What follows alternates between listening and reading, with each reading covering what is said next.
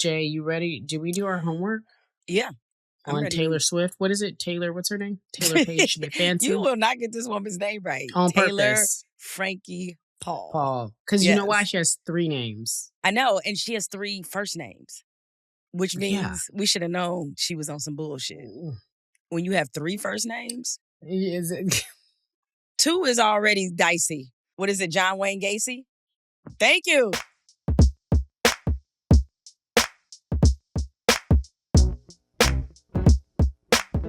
Was it any breaking news that we should be aware of, Cari? Yeah. So yesterday, I just moved in. I put up a lovely painting in the background here, Jay. I see. And I am doing my best to, mind my business. But allegedly, to your point, you called it out. Now I'm not whispering. Now the gangster in me is. I was going to say, I'm not whispering. Check the tone. Now. Okay. I'm not whispering no more because listen, guess what happened?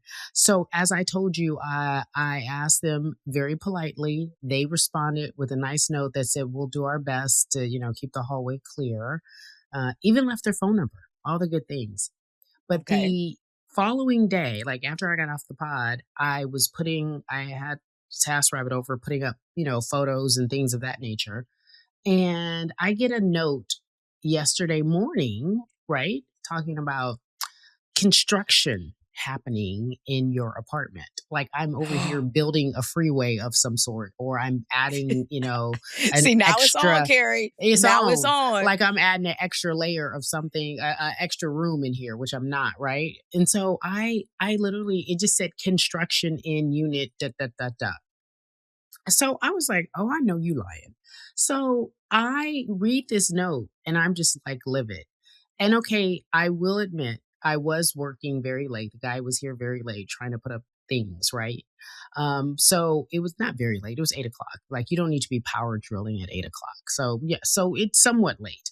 But this manager sends me this note like I'm actually building something from scratch. And I was just like, So I, and all of my wisdom, had a very passionate conversation with her because I said, listen. Wait, I love very passionate. So you cut somebody out. Is that what you're telling us? I didn't like it. I said, let me get this straight. You allow people to break rules all the time, i.e. shared porch space, and no one said nothing about that. It'd been months. It'd been happening for months and I said nothing. The first time I say something, then you respond to an alleged complaint that I'm building something. And I'm like, I don't want to hear it. Not fair, inappropriate. You didn't even ask me. You accused me. I was livid. And I said, it's starting to feel really personal. Like, and I don't even want to have these wars. I don't want to have these wars. I don't want to do this. I don't want to go to scorched earth, Cari champion. I just want to mind my business. Please keep your bike out of the hall. I didn't ask for much. It's my space too. You know what? Go ahead. No, you go ahead. What? Because I know they know better. Because they had a party here about 2 months ago. I don't know if I mentioned this. The same neighbors? The ones they had leaving a party. The shoes? Okay. Yeah. They had a party. Had people coming in and out all night, door open, closing, loud, door open, close. I don't mind all the stuff you can hear because they slam the door. I don't care. Do your thing. I get it. We all want to party. But you put your stuff away then. So so if you don't want your friends to see your stuff, why do my friends need to see your stuff? This is a fair point. But you know why all of this started? It's because of ancillary. I had the audacity. Because you used ancillary. Had you never put ancillary in that note, we wouldn't be here right now. So what does that tell you? That tells you next time use basic words that people don't have to look up, that don't come off as disrespectful. Next time, just say random items.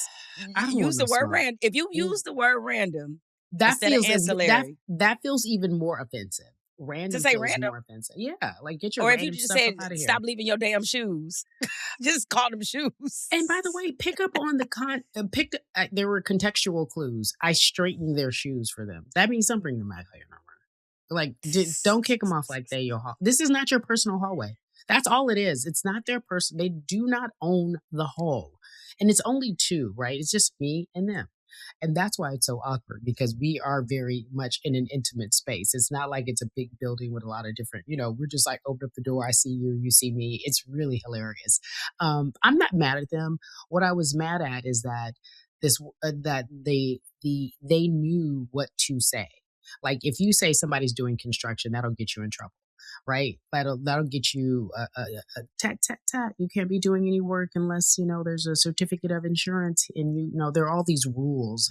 I know nothing about New York living, because, as we talked about before, I'm my own person in my own home in Los Angeles. No one's bothering me. I can do what I want. Can walk around my house, do what I want, build stuff, break stuff down, cut trees down, do whatever I want. And there are rules.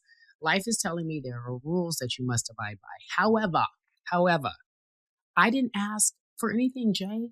I just said, can you move the bikes and the shoes out of the hall? Why am I the problem? So now that your neighbors are also the ops, because for sure. Because here's the difference in how both of you dealt with an issue. Now, considering you've already told them, hey, he left a note, right? Like, you didn't immediately you didn't tell anybody. You addressed it directly with your neighbor.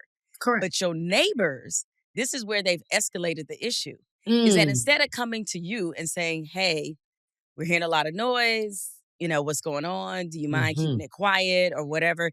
Because had they directly talked to you, you could have said, like, sorry about that. They're just hanging some stuff. It'll be over soon. But no, they went the snitch route. They told the manager. You know what route they went? You know what they did? You know what they did? You know where I'm going with this. You already know. Lord. Should I? I'm always encouraged the shenanigans. Go ahead, Cari. Do it. And do it loudly, and don't whisper it either. White folks be telling on people. Y'all some telling. I knew it. Y'all some telling mofos. Oh, I knew you was gonna do it. Y'all be telling on everybody. I knew it. Although you gave me hall monitor energy, I tried to be friendly about it. And then, although I will say this. They could easily say it wasn't them because it was an anonymous tenant. They could easily say it wasn't them. It was them. You know it was them. They ordered the code red. They ordered the code red. They did. They ordered it. Oh, Colonel Jessup asses. They ordered it. Ordered the code red. Hell yeah, they did. You can't handle the truth. They couldn't. They couldn't handle the truth that you called them out about their funky ass shoes. And now they have decided to escalate the tensions between you all by going to snitch to the manager instead of addressing that with you privately. And then I also understand, no telling how, look, here's, I'm going to do devil's advocate, because I'm going to move to something else that is a bit of a devil's advocate. They've been living there for however many years, right? I just move in, and I'm like, hey, 2 seconds here. If you could, you probably been doing this for years. Yes, you dropping fancy words on them. Yeah, if you could just possibly, and that'd be great. Thank you. But it's a sign of the times. You're going to get new neighbors, and they're not going to agree with everything that goes down. They responded politely via paper. I thought we were all good, but now it's escalated, and so now it has. I promise you, I don't want no smoke, because I want my home to be peace, as all of my homes are peace. So I'm going to have to find a way to really handle this appropriately, right? I don't know what's next. I can't say what's next.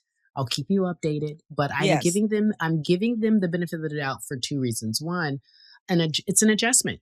When something is new, it's an adjustment. You have to adjust. You're like, oh, I've got this neighbor, got this lady who comes and goes, and she is carefree, and she doesn't have, the same, it's not a wife-kid husband, wife-kid situation, you know what I mean? So I have a little more leisure.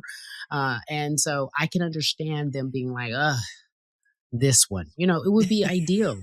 It would be ideal if I was, had a husband and 2 kids, and I too would put my things out there. I too would clutter said hall. No, you still wouldn't do that. I know, I would do it. You still wouldn't do that. I know, you're right. But you could have, the husband go check somebody. But beyond that, I'm gonna have to have Shalon King do it. You know what? That's a good job. I'm gonna have Shalon King do it, and he'll do it. And he looks the way that he looks, he might get a different response. Absolutely right. You're right.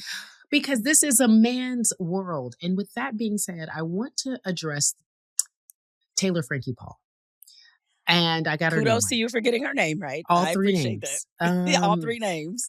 Jemele, we on this here podcast had a viral clip that had its moment, and we suggested, and I was in agreement, and I'm still in agreement, that if in fact that was a Black woman, it wouldn't go down. And it also was like, why did ABC? Our questions were like, why did ABC choose this one? If the criteria is for the show, the Bachelorette is the most available person, the most wanted person, the most well-rounded person, all of the things you would think a Bachelorette would be. That's why they've chose her. They've scanned the country and they found this one. And so upon further review and reflection, because it's been circulating and I've been reading more and more about her, and you can also talk about what you said you've been doing. Yes. I'll tell on myself, I've been binging Secret Lives of Mormon Wives now. And let me tell you, they started the season talking about the domestic violence and all, like, it was off the hook from the beginning. So like ABC can't do the whole plausible deniability because it was very much a part of the show. Anyway, go ahead. No, they knew. They absolutely they knew. Yeah, they absolutely knew. So here's the deal. When they said that, I started to think about two things can be true. Yes, a Black woman would have never even been considered. That's just what it is. I don't know how many Black bachelorettes there have been. It's only been one, right? Our friend Rachel. I thought it was just Rachel. I think it might have been two. I don't know. Maybe it was two. Okay, Buffy. all right. I'm gonna ask Buffy. But that's neither here nor there. I want to talk about the woman issue of it all. ABC knew who she was. They wanted to steal some of her audience and or her drama, bring it to that particular franchise, because streaming has raised the floor, literally, or the ceiling, if you will, when it comes to regular television. No one's watching regular television. And if you want to compete, you have to have some messy storylines. We aren't tuning in for cookie cutter. On Love Island, they damn near having sex every 5 seconds. You know what I mean? So, like, you have to compete if you're one of these shows. So I understand that. And I also know that if ABC would have packaged this differently, like, hey, here's Taylor Frankie Paul. All of us, don't have a perfect past, but she's on the mend. Here are her issues. This is what she's been through. We're well aware of it, but we support her because guess what? Everyone deserves a shot at love. They still would have got some heat, right? No matter what. But if they would have stood firm and didn't let the internet cancel her as a result, and that's why they canceled the show, I think they would have had a hit on their hands. I also, my other issue is there are people who've done far worse who still are working. Case in point. I was saying, you don't even need to say people, men. There are men. I would say men in the Epstein files still have their jobs. Men in the Epstein files still are presidents of the country. Men in the Epstein files are living their lives with little to zero punishment. Prince Andrew may have lost his little title, but he's fine. He's got his bread, right? Mm-hmm. And the only person that's really in jail because of the Epstein files is Ghislaine Maxwell. And and she's problematic in her own right. But here is my point. Women pay such a different price when they step out of bounds. And so when it comes to this Taylor Frankie Paul situation, I want to amend my thoughts. Yes, if it was a Black woman, never wouldn't have been. It was not even a thought. The show's not happening, period. But I don't necessarily know if the punishment fits the crime. If ABC already knew who she was, canceling her means they just didn't have the guts to go through with what they thought would be a controversial but great idea. They knew exactly who she was. They knew exactly that she was arrested. I'd be damned if they didn't see that video or if she didn't tell them about that video. It existed because she had been arrested for domestic violence, right? Correct. It was public record. It was public record. They knew all about it, right? And it could be the thought of, oh, now that I actually see it, I don't know if this is okay because a child was injured in the process. So be it, but they could have packaged all that as well. There's too much money behind this project for them not to know that this was going to come out after all. And so I now think to myself, did she deserve to lose a show? So you're basically saying free Taylor Frankie Paul. Free Taylor Frankie Paul. I'm not saying free her, but I'm like, I don't necessarily know she deserved to lose a show if they already knew who she was. If they already knew what was coming, the damaged goods that they were dealing with, they can't act appalled. They should have just stood there and said, I'm taking it because this is what they paid for. Then they would have flipped regular television on its head and said, it's okay. It don't have to be perfect. And that opens up a door for them to have more ratings, more fans, and a different audience. And I don't necessarily know if Disney, ABC wanted to do that. Well, I think you bring up some excellent points. And starting with the show business of it all, I'm with you in the sense that ABC did her a disservice by not doing a better job of framing the narrative. Because as you said, the brand of the show has been that the bachelor and bachelorette that you see is the cream of the crop. They're usually very handsome, educated, successful. They're all these things that are supposed to be checked. You check the box in all the categories that matter. That's what it's supposed to be. And because of that, I think the branding and what they were trying to accomplish were off. So if that was the case, then they need to do a better job of framing the narrative, saying, hey, listen, we know that she has been in trouble. We know, because people could see all this on the reality show. And that's what made this even stupider. It's like you have a reality show that's on your streamer, Hulu, also owned by Disney. And so what you do is say like, hey, I know y'all recognize her from here. Yes, she got a pass. Yes, she been soft swinging. Yeah, she got an ex-husband. Yeah, she got a baby daddy. But let me tell you, these days, love ain't perfect. These days, love doesn't fit a certain package. And you could have easily packaged that and said that, hey, she's been to counseling. She's grown, blah, blah, blah, blah, blah. Here is your flawed bachelorette, which probably represents much more of America than normally what they try to package. Yeah. So they did her a disservice from the marketing standpoint.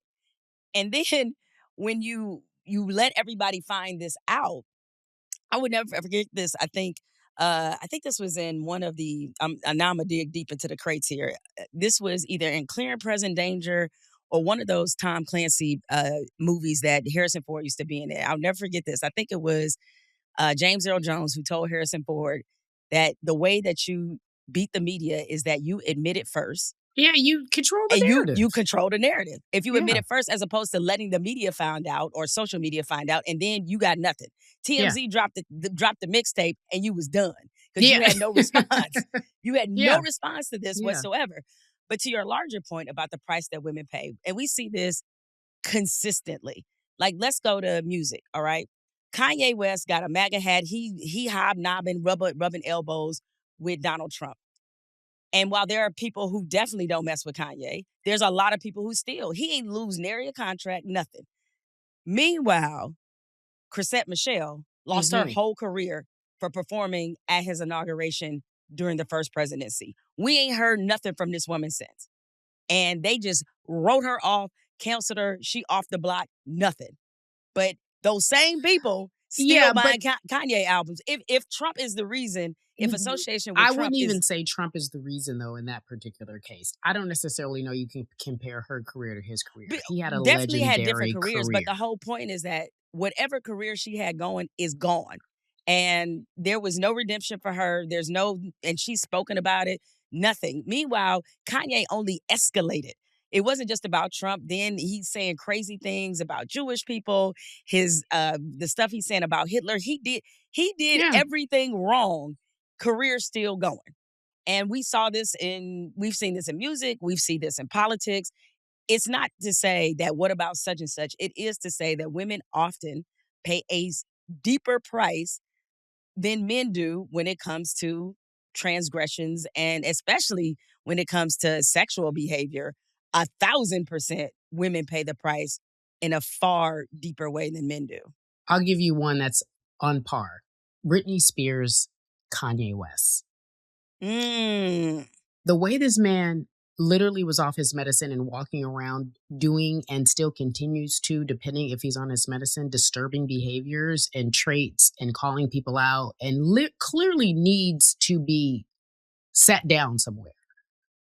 No one is yelling, oh, he needs a conservatorship. No one's yelling, someone should take over for him. No one's yelling, let me get ahead of his let me make sure I'm controlling his funds. when she fought for her freedom, and although God bless this woman and him, mental illness is serious, but they clearly are displaying signs of mental illness and perhaps needing someone to help them or intervene. No one said anything to Kanye. Same thing with Shia LaBeouf. Like, he running around here screaming at people. Just being a menace. He's been a menace to society, but you don't see nobody running around trying to Baker activate him and say, sit down somewhere. You know, it's just crazy to me. Everyone gets to have these moments, and women do just pay a far more, obviously, steeper price, stiffer penalty, whatever you want to say. So I say all that because I agreed with you, and I still agree with you when it comes to Taylor Frankie Paul. But I also feel in the same, because so many truths can be one, right? And so many things can be true. I really also feel like what happened to her was unfair in the sense that ABC tried to wash their hands of what they already knew. And I don't like it. I just feel like I don't like it. And I don't want to stop. And we can't hold a bachelorette to a higher standard than we hold the president of the United States. Like, this is also true. And we can't ABC just do that. Also paid a lot of money to that same said president because they spoke a fact about his behavior. And he was they did. I mean, they essentially, what looks like, they paid off the president to keep them out of their mix. And so on that standpoint, it's like, okay, so she can do that and lose a show on the Bachelorette, but the president can behave as he behaves and be president of the United States and go on like ain't nothing happening. So definitely an unfair standard. I agree with your amended thoughts. I agree.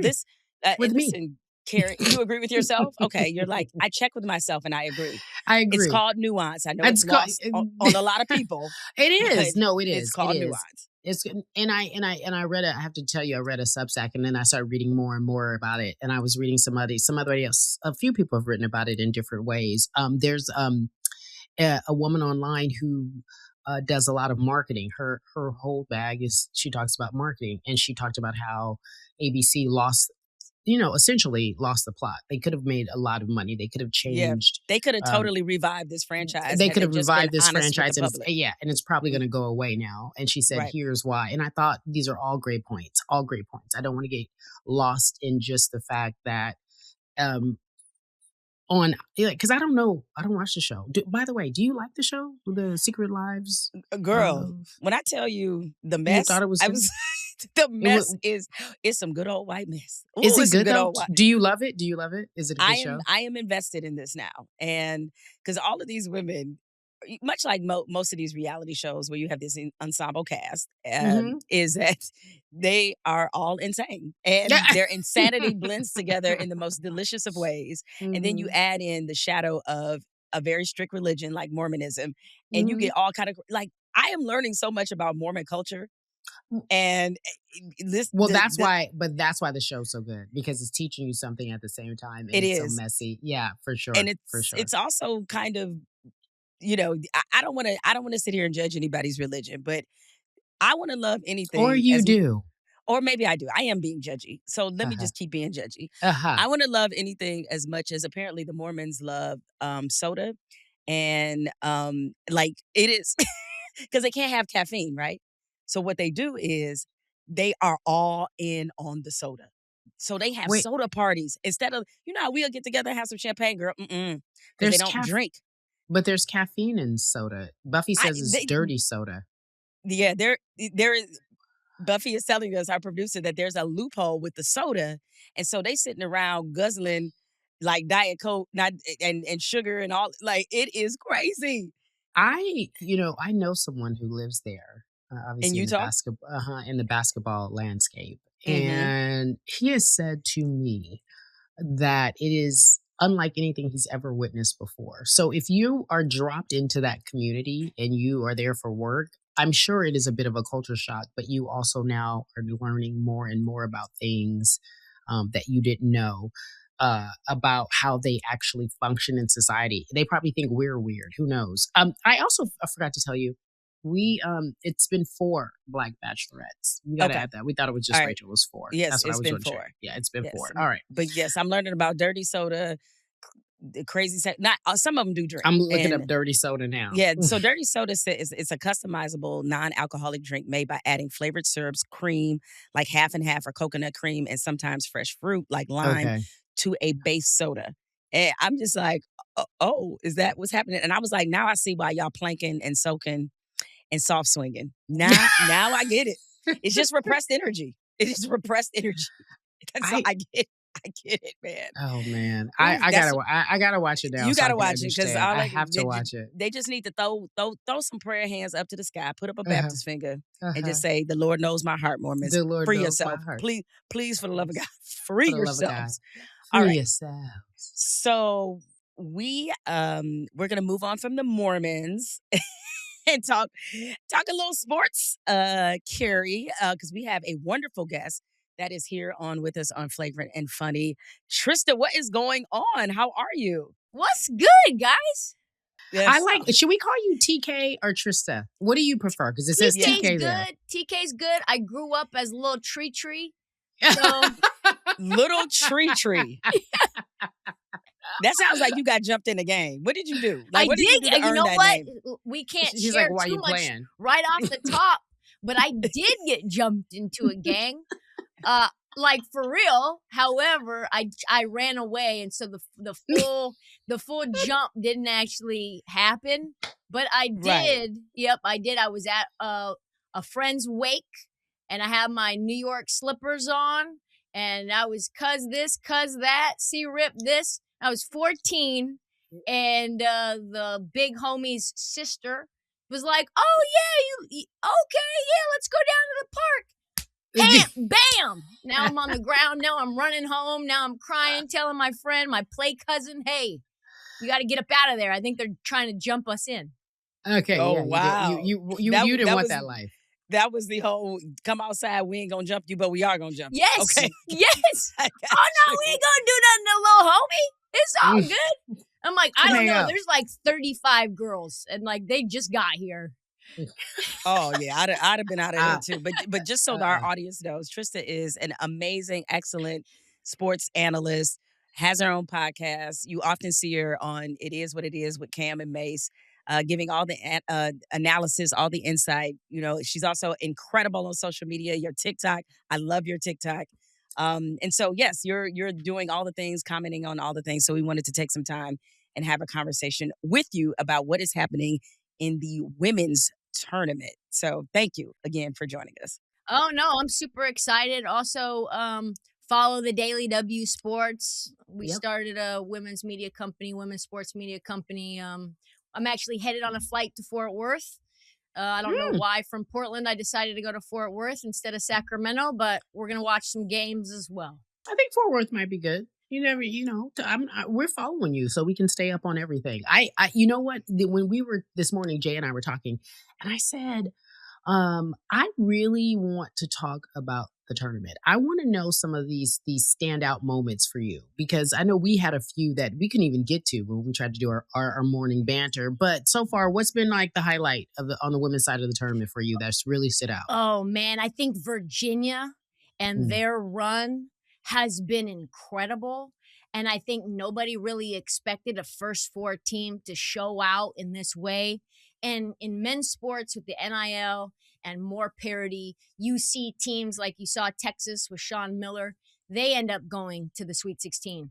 But it's very rare with as much disparity between the top teams and even the mid-tier teams on the women's side for a 10 seed to go as far as they did and to do it on Iowa's home court where they don't have AC because they're down in the basement or something. and the way that game happened was crazy. You got overtime. You had, what was it called? Unobserved fouls, which is like words I've never heard really before in that setting.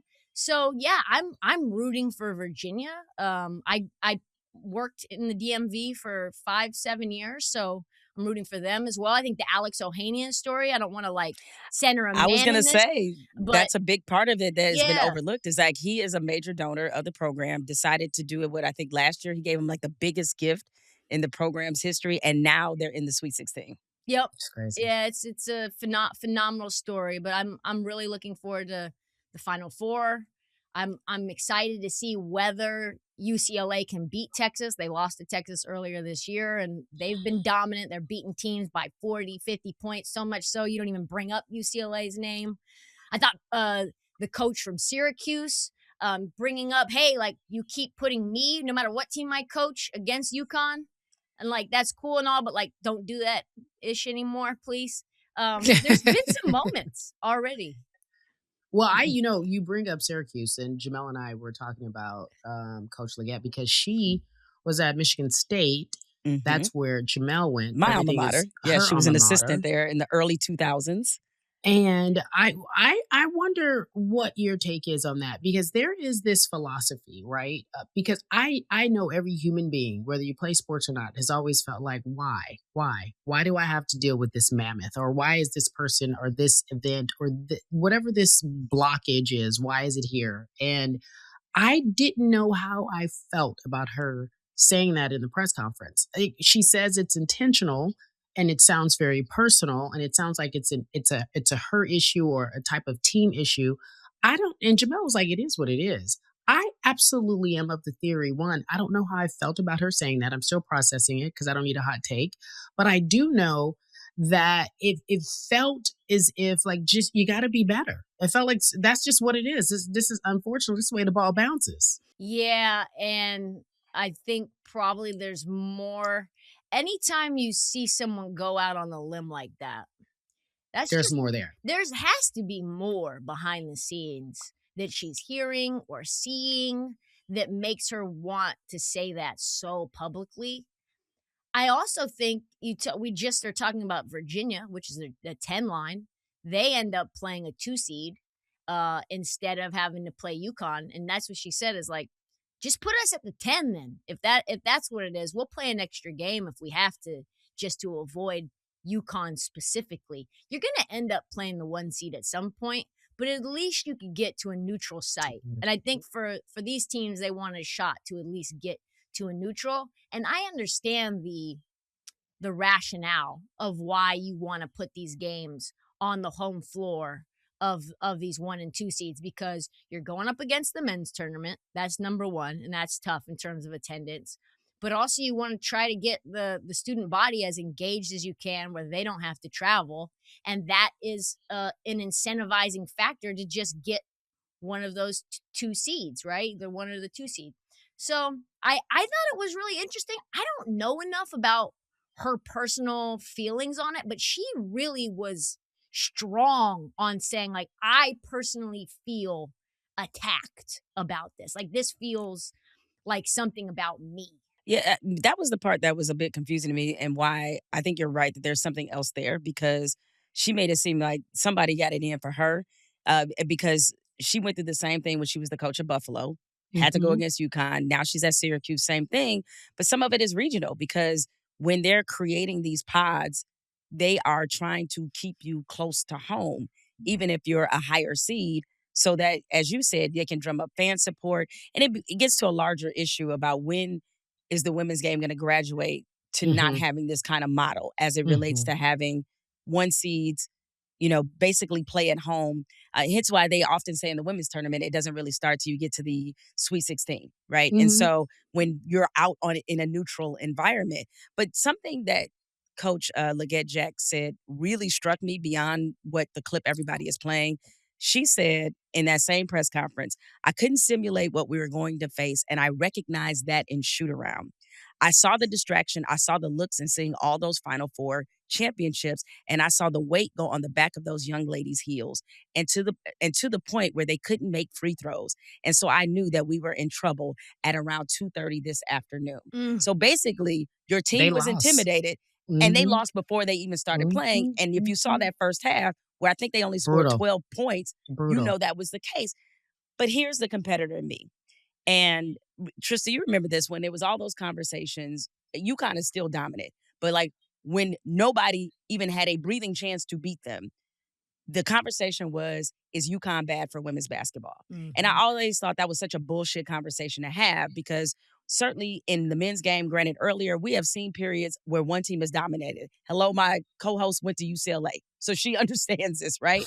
And they never said it was bad for the game. You know what had to happen? Everybody else had to raise up.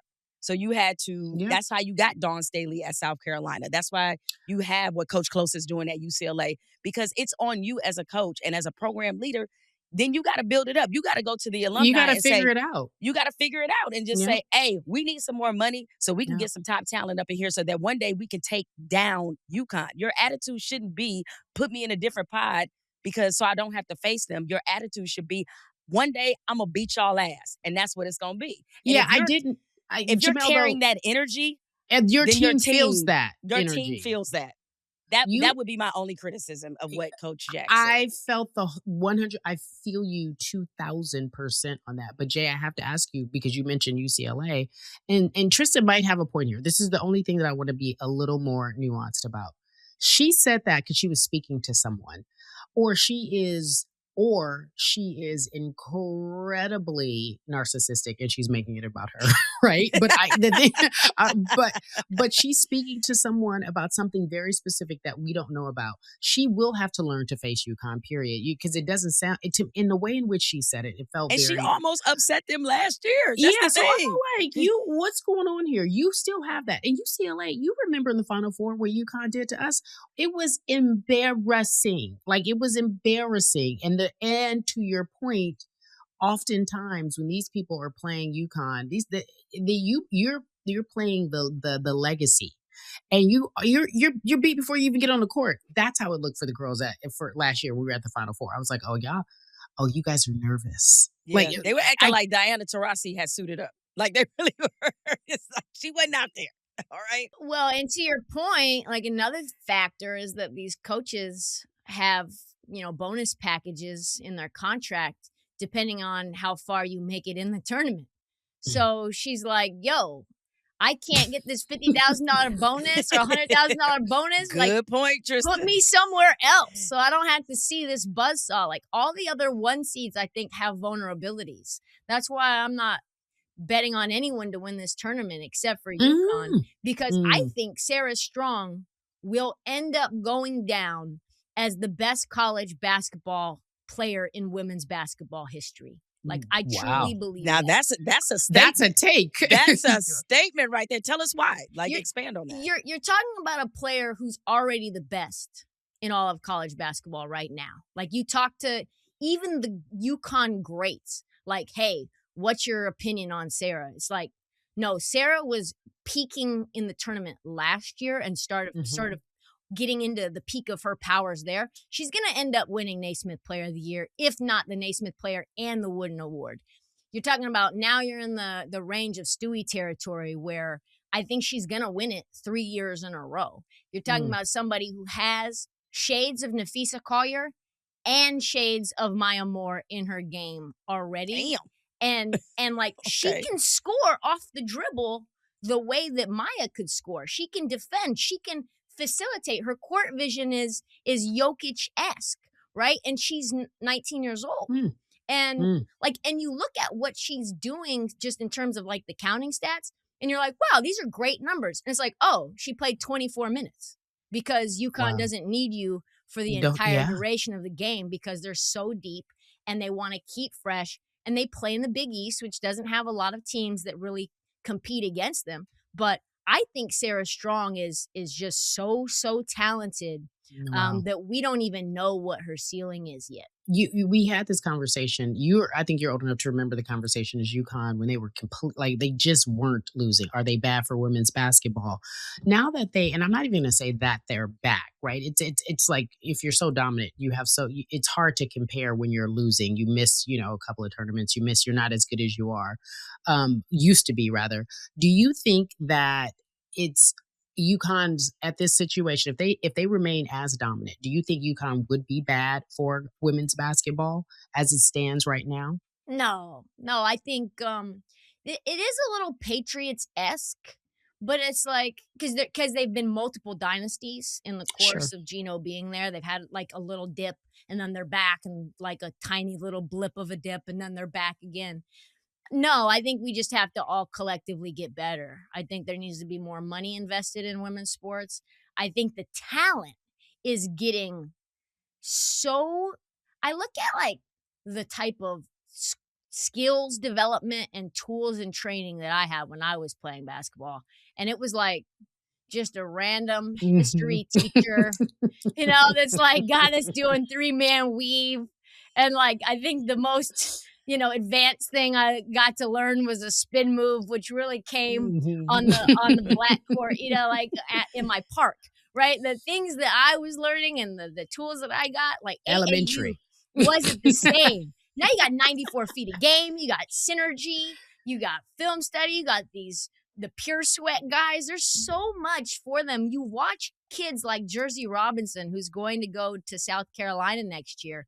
She is phenomenal. She is a bucket. You look at Jazzy Davidson, and man, she's so good. The skill for these players, they're bigger, they're stronger. You're talking about a player that's 6'1", who's a two-way player as Jazzy Davidson is, and she's 18 years old. So this is just a level of parity for these girls and level of education and training that we didn't have 20, 25 years ago when I was in high school. As is every sport. I just, Jemele, I listen, this is so random, right? Do you surf, Jemele? Does she surf? Do I surf? Hell no. Is that in? You don't? I know I live in LA. Why did she say it like that was a common thing that people do? You surf? Yeah, I know. Do you? But that's something that somebody from LA would ask you. I'm just a transplant here. Okay.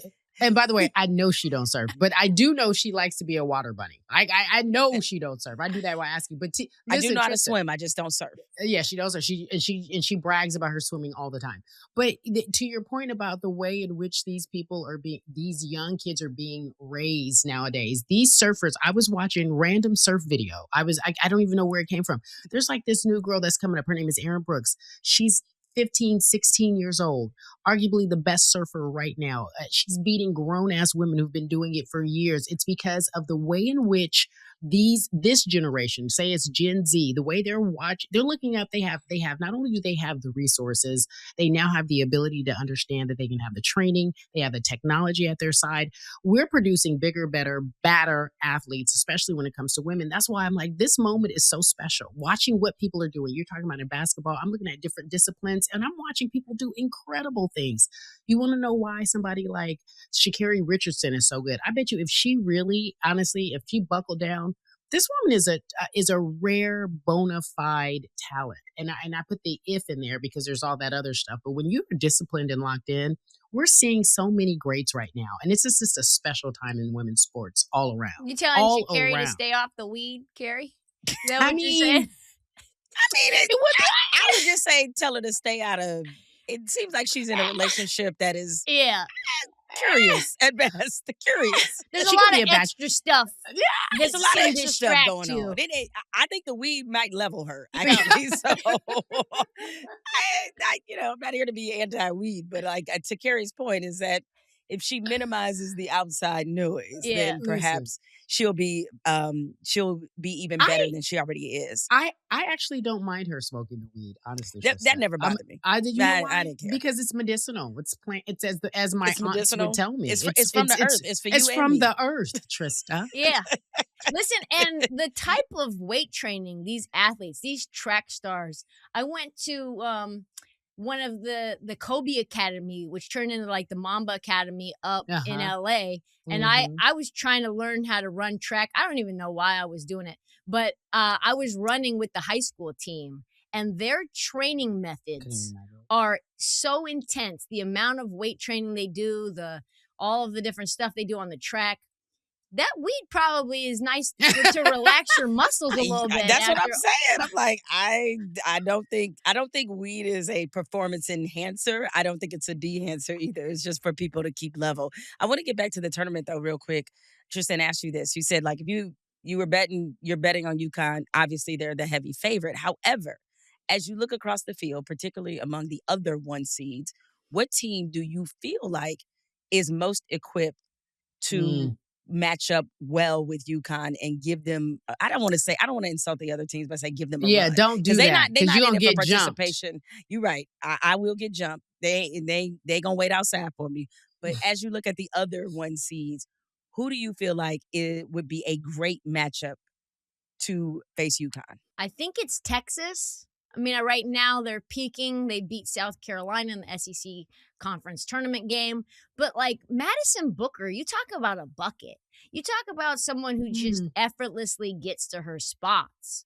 Like a mid-range monster, put up 40 against my Oregon Ducks where it was cute. We were down 10 at half. I thought we would. She said cute. I thought we were going to do something. I think we lost by 40 something. So, Jordan Lee is amazing. She's been an incredible player. She's been on Team USA. She's doing the damn thing. Rory Harmon has been a monster defensively, setting things up. She had a little bit of a lull midway through the season as well. And now she's back like cook crack. So, it's one of those teams that I feel like has this motion style of offense that you see Vanderbilt have. Vanderbilt just doesn't, I don't think, have the top end talent, and they're going to play UConn right. Outside of Michaela Barnes, outside of Michaela Blakes and Aubrey Galvin, and those two are really, really good. And they have Shea Ralph there, and Shea Ralph was an assistant coach for UConn for many years, so that matchup is intriguing. But I remember when Shea Ralph was a player, I was like, "Oh my God!" And she went through all the injuries. She's so I am so old. Like, and don't she went tell through all the nobody. energy. She's unbelievable. She was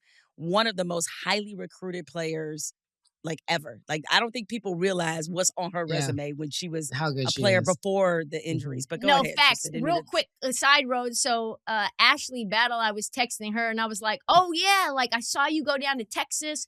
When you were at UConn, what was it like? What was Shea Ralph like? And she was like, well, she played on the team when I was there. Like she was a senior. She was, when I was a freshman. I was like, oh wow. Like I thought Shea Ralph was a little older than that. I thought but no.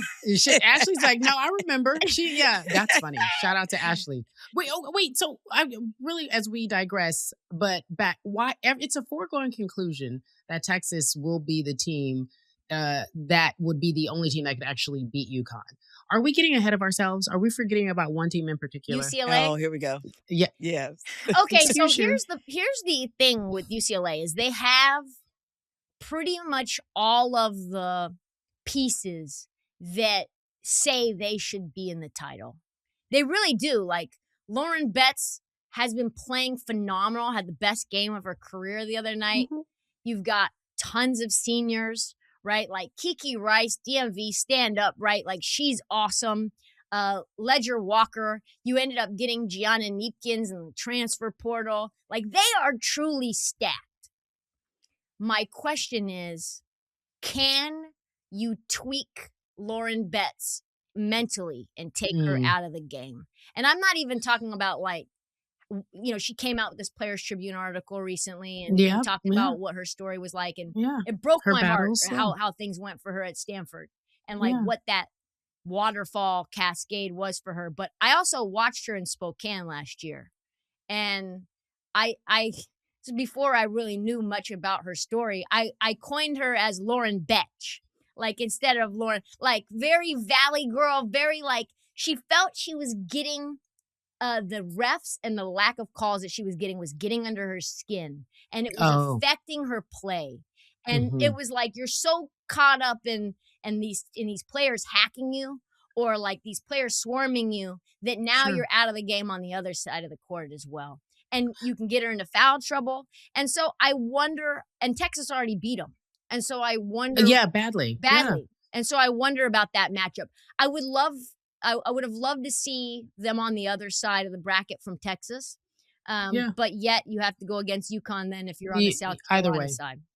Trysta, the thing about Lauren, and I'll say this, we've seen that it's just a maturation process. That was a rite of passage. She, of course, is going to complain about people hacking her and attacking her. I've seen that with the Grays. I see it with all the players. And you're like, get back on D, stop, pay attention, stop us, whatever the case may be. But I feel like she's gotten over that. I really do. And I don't know if it's because she took this secret and brought it to light because the secret lost its power now. Like, okay, yeah, I battle with depression. 9 times out of 10, I don't feel good about myself. But she could have taken that secret and now it no longer has that power over her. So I'm really interested because the test is the test. As Jemele just mentioned, we talked about Sweet 16. We're about to see. Like, we're really going to see when we get in these moments whether or not she's good enough for that. But you're right. Everybody's saying it's Texas. I'm holding my breath. I'm being realistic, but I'm holding my breath. I also know Jemele's a hater. Oh, because damn. her whack-ass Michigan State. Do you see the abuse that I take? I ain't saying nothing about her team. I like You her can't coach. say nothing I about like my team. Lauren. Say it to my face. I like say Kiki it to Rice, my face. and she just unusually and just hostile. Just hostile for no reason at all. She's mad because The Athletic came out with an article yesterday that said this is the best team UCLA's ever had. This is why they won't win. I was like, no, God damn. It was cold-blooded. It was.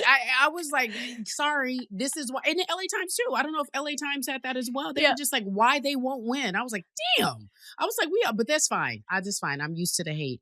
Trysta, before we let you go, you want to make some predictions. If you are in the prediction space, who's winning it all? It's UConn winning it all. My big prediction though is in the Sacramento bracket, LSU Duke. We might not even see the UCLA LSU rematch. I think Duke and Kara Lawson, they're coming for blood. We saw what it was in France against Baylor. Duke had that awful loss. They lost to West Virginia. They went 3-6. I thought maybe Kara Lawson's butt was getting a little warm, and then they rattled off after that LSU loss 17 straight wins. Mm-hmm. Defensively, they're nasty. You're talking about the team. You got Kara versus Flage, and there's a little friction there based on how Kara benched Flage for Team USA. She was yapping at Kara during that game where they put belt to ass on the Blue Devils. So that's that. And then you got Kara going back to Sacramento where she won a title with the Monarchs, and that's going to be kind of a home crowd. You got probably one of the most disciplined teams in all of women's college basketball against one of the most undisciplined teams in all of women's college basketball. Just wild ISO ball. Like, I think a lot of that will come down to Malaysia and how she plays. Mm-hmm. She is one of the most incredible players I've ever seen. Can't she stop turning the ball over? Generational talent. Can she stop just getting into the game with 4 minutes left in the first quarter and immediately turning the ball over on a live ball and just starting a Duke run? Duke also isn't a great three-point shooting team. However, LSU allows a bunch of wide open threes to be taken. If they can knock those down, I think Duke has a shot. Slight edge to LSU, but that's the game I'm really looking forward to watching. Ooh, I love this. Look, Trysta, you might tell some jokes, but you don't tell no lies. That's you don't tell no lies. No Shout out lies. to our girl, Cari. I'm rooting for Cari. You know we love her. That's our dog. I love Cari. That's our dog. We root for her hard. Trysta, thank you so much for joining us and getting us excited. Like, this is time now. Let's go. Also, Damien is my guy. Damien Barling told me he used to make you smoothies back in Stamford, Connecticut, Cari. He said he got you on his nutrition plan. What? Yes, he did. He did. He absolutely, and all more than, like, she used to be like, I used to go to the house and kick it with him all the time. You do know that, right? That's my guy. Jamele's like, what's going on? I used to kick it with them all the time. Those are my people. Yeah, okay, that's Damien good. is a radio host for Sacramento, 1320 ESPN. I've been going on with them weekly for like 4 or 5 years. That's like a brother to me. And he was like, yo, tell Cari that she's missing my smoothies or what? I am not. You made me dust that. You made me dust that off. I'm like, wait, smoothies, Damien. Yes, I know. I remember. Oh, that's so funny. Trysta, you in the world. She'll pull a fact out. It's not even random. A little random fact out, and we right there with you. Log it on. All right, start now. All right, I gotta jump, y'all. Y'all, you know I gotta work. I got 20 other jobs. I gotta go. Yes. I gotta get up on this plane. Hopefully, ICE isn't at the Portland airport. I hope I not got either. extra bronzer on today, and I'm feeling She said extra bronzer. I'm done. Yeah, and she's like, "Don't look, stall me out." But I do have on extra bronzer, so you might not look like a friendly, is what you're saying. Yeah, so you want to make sure they don't take you down.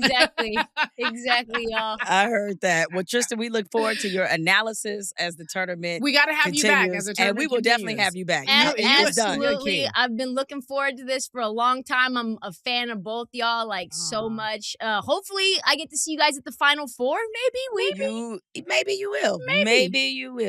We know when to pop out. We know him to pop out. Every now and again. All right, know. love We'll y'all. keep it a secret. Love you too, Tristan. Take it easy. All right, bye. Take it easy, Bye. Tristan.